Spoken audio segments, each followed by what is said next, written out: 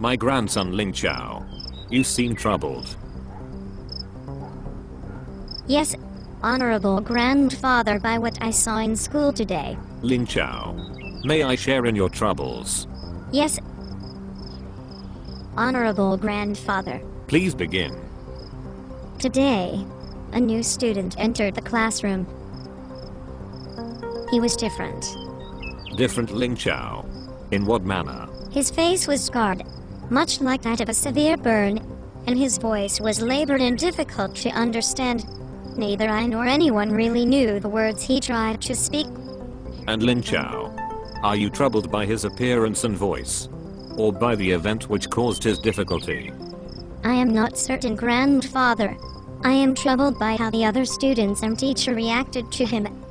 How did they react, Ling Chao? The students as if they were afraid, and the teacher as if he had no knowledge. And you, Ling Chao? I asked the teacher if the new student could sit at my table since others seemed frightened. Were you not frightened, Ling Chao? No, grandfather.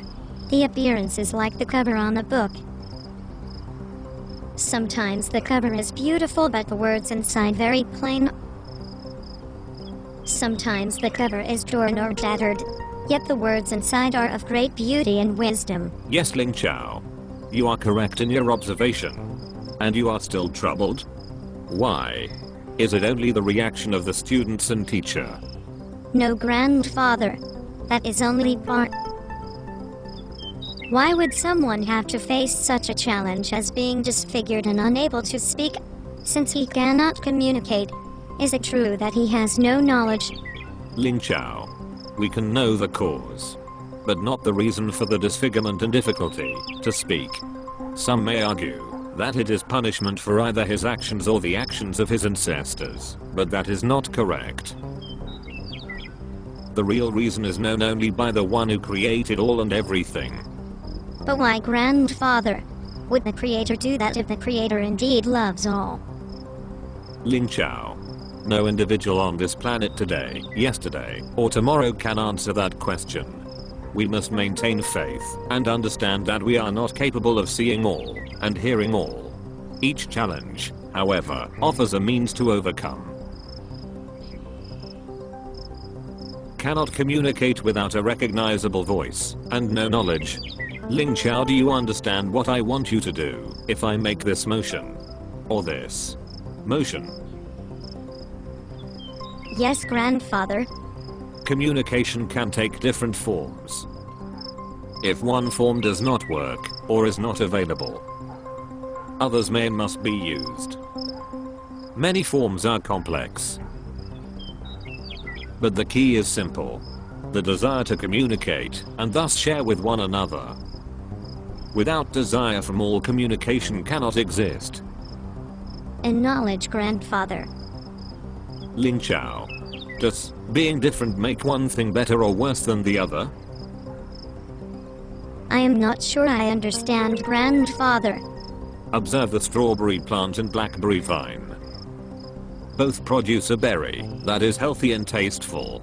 Both begin as a flower, which transforms to a bud which grows into the berry. And how do we know the correct time to pick each berry? Grandfather, the strawberry changes in color from green to red. The blackberry changes from green to red and then to black. To pick too early. The berry is not as tasteful. To leave on the plant or vine too long. The berry begins to rot and then to wither in the hot sun. Ling Chao. Both provides nourishment and enjoyment of taste. Yet each matures at different rates and stages. The same is true of knowledge. One must discover from within and then adapt to the conditions, the application. And grandfather, we do not have the power to make a strawberry plant produce blackberries nor a blackberry vine produce strawberries. We can alter and influence, but only the Creator knows the complete journey and the reason for each step.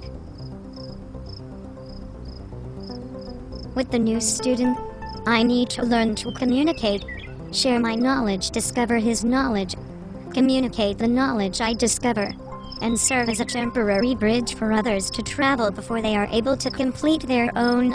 For each bridge will be traveled at different speeds, and some shall be longer or shorter depending upon need. Ling Chao. Once again you have learned well.